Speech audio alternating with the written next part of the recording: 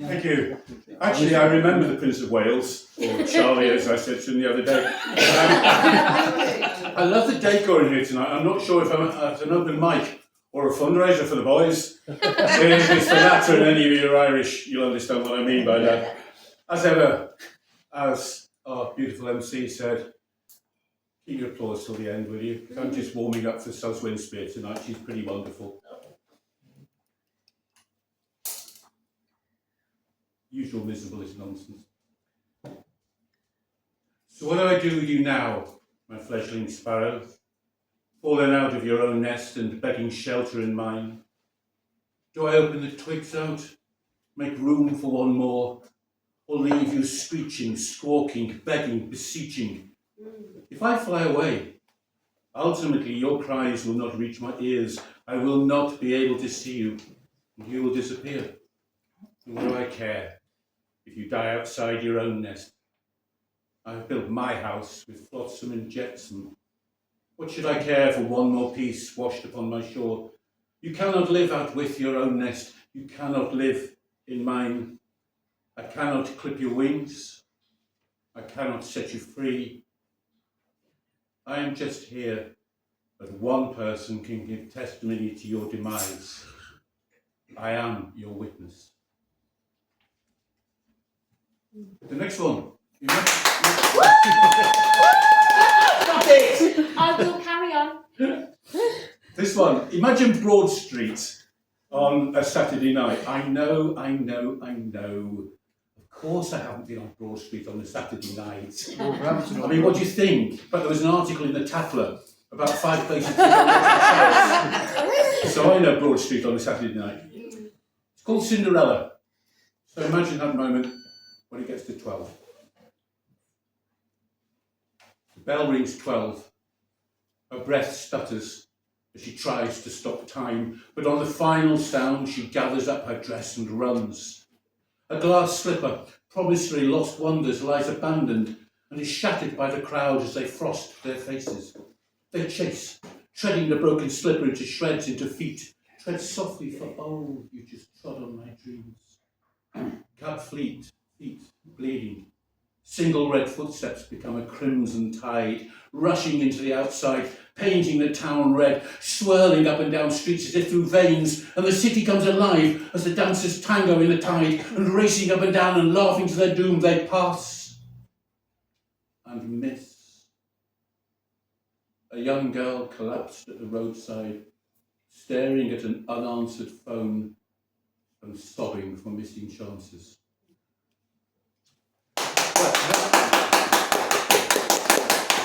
I'm not going to work with Lisa ever again.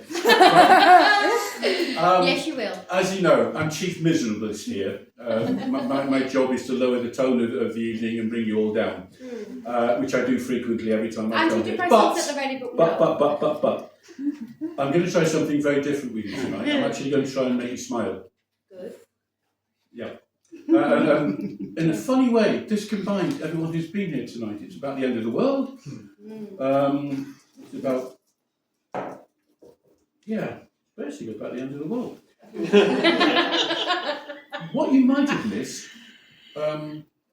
recently was that we nearly got hit by a bloody great asteroid, or we were going to get hit by a bloody great asteroid, which is something that fascinates me, because here we are floating on this gorgeous little planet, and these damn great rocks hurled towards us, and we just go. But then again, what do we do? So there's a bit in this where you need to join in. Yeah. Thank you. Yeah. I love Lisa because she's seen it, so she knows what's coming. Right, okay. 32-1 is not bad odds. I mean, you'd have to have a go each way at least. Or so the dinosaurs thought as they looked up to the sky and saw a star high in the east. Except that might be the wrong story heard long ago on Jackanory. I spy with my little eye, said Jacob, the one-eyed Rex. A burning light up in the sky and it's heading this way. Duck!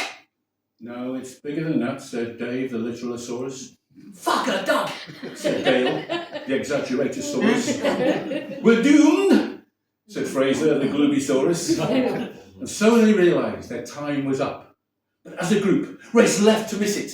and right to dodge it, failing miserably as the star, light, duck wiped out the sauruses.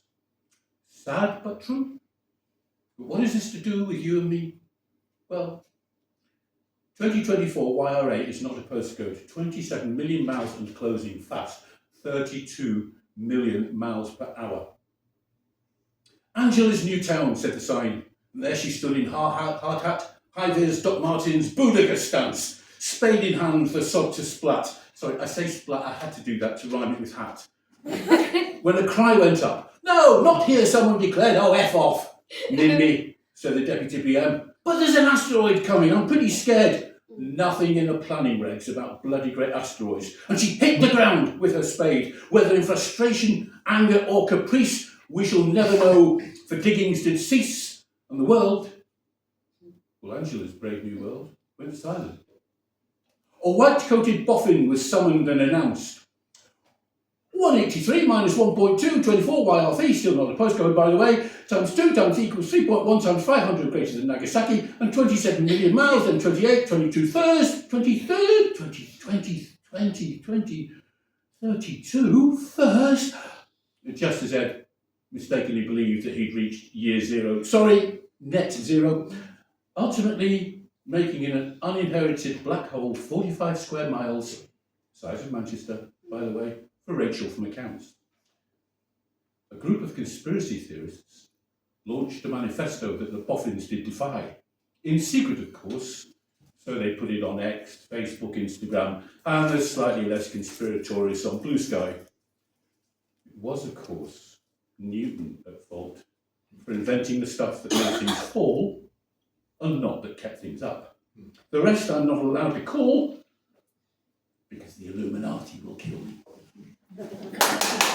And those who said it couldn't be true, no rock was coming here, they said, were sent to Coventry, both anecdotally and literally socially dead. Bank accounts taken away, not allowed on the BBC, sadly left in a Midlands town. All right, don't kill me, but Coventry is in the Midlands. Asteroid deniers, you see, accompanied by a bunch of the Branch Davidians waiting for Judgment Day, and 2 Jehovah's with leaflets to spare. So this is why it is to do with you and me. Look up to the sky and tell me if you can see a rather large rock heading our way.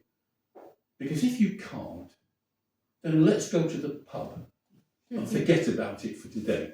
Because when this pub closes, when this pub closes, when this pub closes, the asteroid comes down. Everybody, when this pub closes, when this pub closes, when this pub closes, the asteroid comes down. Everybody all again. When this pub closes, when this pub closes, when this pub closes, the asteroid comes down.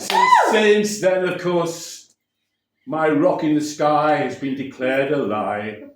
Well, in the immortal words of Mandy Rice Davis, well, they would say that, wouldn't they? What happened? Did Elon push it out of the way with a Tesla tank? Did Donald declare it un-American? Did Angela build her new town and write bloody great rock into the planning laws? Did Two-Tier even notice? But just so you know, the secret Facebook is still open. The asteroid is real. It's still out there. Mulder knows, and Scully. The science says it might hit the moon.